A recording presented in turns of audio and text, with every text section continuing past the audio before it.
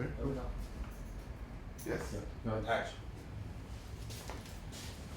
So we were saying, you said for Puerto Rico, either take a flight, get out of Dodge. So my next question to you is, statehood or what? Well, there are only really two options, statehood or independence. 99% of the people who confronted with that option are probably going to go with statehood. But the problem is precisely because Puerto Rico has no sovereignty and it's just a possession of the United States, they can't even control that. So even if 100%, the last plebiscite was 97%, people came out and voted for statehood, it's up to Congress to determine whether Puerto Rico becomes a state or not. And not everybody came out to vote, right? And well, not everybody came out to vote, but the only people that vote count. Everybody else, don't count. And in the case of Puerto Rico, even if you vote, it doesn't make anything. It doesn't make a difference because they're a territory. So Congress has to make the determination of what's going to happen with Puerto Rico. And I'm not sure that the environment is right now favorable for that because of the debt crisis, and a lot of people will not want to bring on a debtor state. So there's a challenge.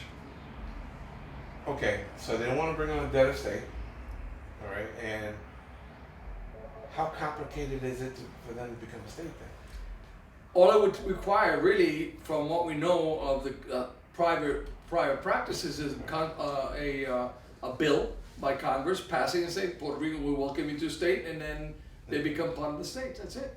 And then it will become the process of how to get them out of debt or create Well, something. you see, they're going to have to deal with that process anyway. So no matter what happens, whether Puerto Rico becomes a state or not, it's an American problem. The $70 billion that Puerto Rico owns to bondholders are people who've purchased those bonds who are Americans. So it's an American problem. Whether Puerto Rico becomes a state or not, or becomes independent, it's still a debt. The difference is that Puerto Rico... They can't Rico... roll off that debt if they become independent? If they become independent, they could say, I'm not paying.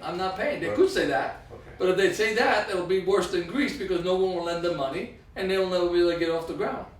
So Puerto Rico is going to have to commit to paying its debts because otherwise it becomes, anyone who's listening to this who doesn't pay their debts knows what happens. They get no credit. You get no credit, you can't buy the washing machine, you can't buy a car, you can't buy anything. So, and the same thing happens in the world. If you don't pay your debts, international lenders will not lend to you and you will not be able to run an economy. And we don't... Got it.